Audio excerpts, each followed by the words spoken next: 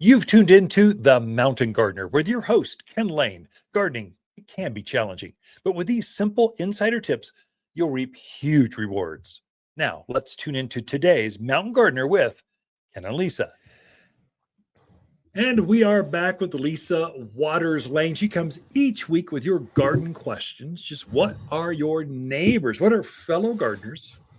Fellow, is that even it? What are other gardeners talking about? You don't want to be male, female, Don't want any adjectives that promote anything. So anyway, what are other gardeners talking about? Welcome to the studio, Lisa. Thank you. Any great questions going on? And what are people talking about? Some of the gardeners are coming in. The real gardeners are coming in. They're researching what's in. So new potteries here. Trees are starting to show up. A few plants are starting to see some growth, not a lot, mainly still winter evergreens. Yeah. And lots of new people just going, okay, I know planting season's coming. Right.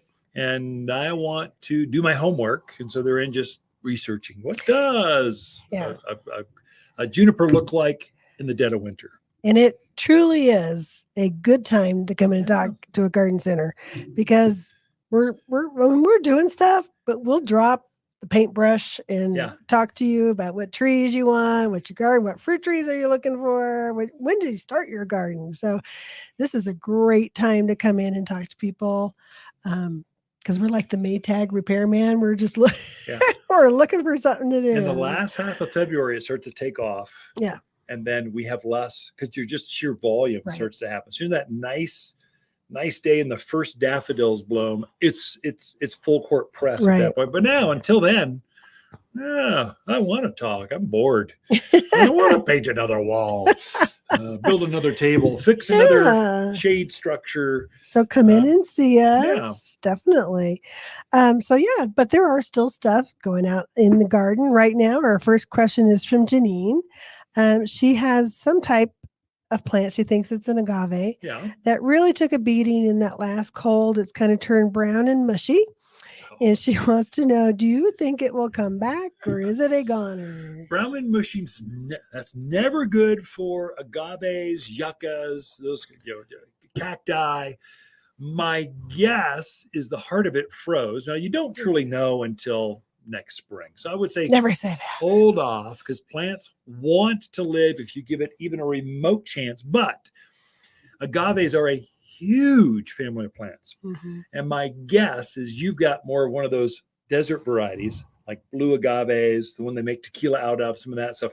We want the Utahogensis, the one that grows up in the canyon, the Perryi, the one that grows on top of the Bradshaws. These are the super hardy agaves. Or century plant would be another name they go by. That's one of that great big flower stalk that just goes to the moon all in 1 year. That's what we're talking about. And all agaves do that. My guess is, Janine, I hate to tell you this, it's a goner.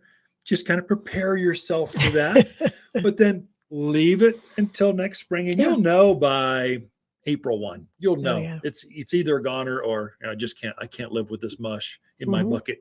I need a new one. And then come talk to us. We'll help you get the right one, or do your research. Top10plants.com.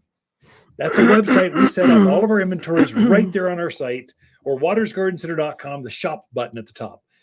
It's there to really research. We just had someone buy a Mugo pine. Okay, that's most Mugo pines are sold in the garden center, but you research it. Tells you how tall it gets here, how wide it gets, how it grows, how much sun, how much wind. We're trying to put that site together. It's not generic. It's put together for our plants and how they grow here at the higher elevations of Arizona. So that's a great resource for you. Anyway, Janine, sorry to tell you that. Hold out hope. You never know. Always hope. This question is from Allie. She moved from, we'll call it a warmer climate. Okay. Welcome, California. Don't say California out loud. We love Californians. Come on. We do. We love them. But she used to plant quite a bit of bare root roses, fruit trees, that type of thing. She wants to know, can bare root be planted in this area? And when would you look to plant it? So you're seeing bare root show up in January, February. That's when you put it in the ground. So when it's still dormant, you can still do it. Here's the reason we don't sell bare root roses or fruit trees here at Waters Garden Center. is because in an alkaline soil, which we're extremely alkaline, it's really hard to get those roots to start to form and grow. So the loss rate is extreme on bare root. What we do is we plant our bare root fruit trees last year. We're now harvesting those now. So we've had a full year of root growth. And now we're bringing those into the garden center and you can plant that. So you're a year advanced. But the main reason, you have virtually 100% chance of success. Whereas bare root, generally, I would discourage, I would only have neighbors I don't care for plant bare root. But everyone else, all my friends, plant a rooted plant. You have much better success, faster growth, more even. It's just going to be better for you, less frustration. So stay away from bare root. I would say, just as an aside, Ken and I love all our neighbors. Oh, yeah. Sorry. I don't have any of our neighbors plant bare root. None. They all give advice. I give advice. I go, here, let me help. I'll pick one out for you personally. Right. Yeah. We love our neighbors. Second thing is, as far as roses, we do get our fiber pot roses, which are they're dormant. The rose itself is dormant, but it has been rooted out in the fiber pot. Right. We get those usually about the second week-ish of February. Day. Yeah. And those are great to plant because they're usually a little less expensive. Plus you're getting them in when they're still dormant. So they leaf out at the appropriate time, just less stressful on them. You just have to envision what this rose is going to look like, because it won't look like anything too special. You do get the new varieties with that, but they're fully rooted. That's the thing. Yeah. It's not that's the most important So thing. bare root is they rip them out of the ground. They farm them in rows and they rip them out of the ground. They put them in a bag with some sawdust and here, you want this? Right. And so they just aren't rooted. Yeah. And so if you're to take that same bare root at a farm setting, put it in a fiber pot, then root it out for a year, and then bring it to the garden center, now you've got a fully rooted, it will bloom for you this year.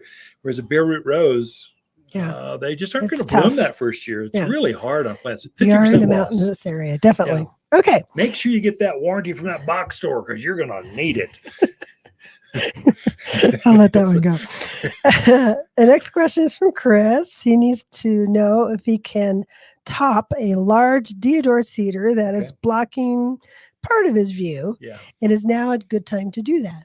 So, who's that, Chris? Who's that? Chris. So, Chris, Deodar cedar, this is a monster. It's 80 foot. Actually, Lebanese cedar. It's where they grow native. So, this is what they made the Ark of the Covenant out of. It's a famous, famous Old Testament type of tree, fast growing. It's going to eventually get to 200 feet. We just aren't, we've only had some in a few dozen years here. So it's not done. So it's going to be nothing but a struggle for you. If it's blocking your view, I think you just got to make the call, power up the chainsaw, cut it right back to the ground, because you are not, it's going to be a constant thing always for you. It's always going to want to block your view. Yes, you could top it now. This is your best time. It's going to look hideous. Your neighbors will mock you going, what's he doing? He topped it. He didn't plant ahead. Just plant a shorter one. Get a juniper or an Arizona cypress. Put a pine tree. They grow half the size of a Deodar cedar. Because if it's blocking your view, it's going to continually want to block your view. I would say that's strategizing your views before you landscape is critical. In fact, we got a garden class on that. I think that's the 20th. We got a class on how to landscape. We'll cover there's ways to use plants to accent or frame a view. So I like to use columnar plants like aspens, classic. Put them on either side, and your eye is just drawn from that back patio, just drawn. Go, look, I can see Granite Mountain. There's Thumb Butte, spectacular. I love the sunsets here. We just frame it just like that. Well, we'd never put, I know it looks innocent when you put a 6-foot Deodar cedar in, but then it quickly turns into this 40, 50, 60, 80-foot giant that blocks your view. I would say you just got the wrong plant or the wrong place. Probably wasn't even you, Chris. I'm not putting you down. It's probably your previous owner of that house put it in the wrong place at the wrong time, and it's going to keep blocking your view. It's time to just get it out of there. I hate to tell you that, but it's just a plant. It's not a puppy dog.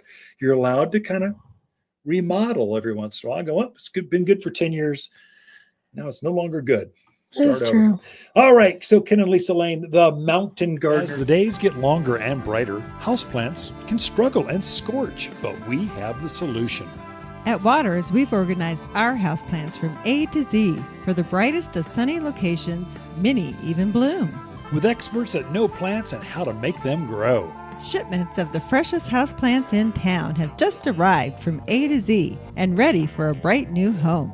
Waters Garden Center, where people who love bright green houseplants, they love to shop, found in Prescott. For a more fruitful garden, increased success in the landscape that just feels better, then tune in daily to the Mountain Gardener podcast. Subscribe through your favorite podcast streamer or visit watersgardencenter.com. Better yet, visit me directly right here at Waters Garden Center. Thanks for tuning in.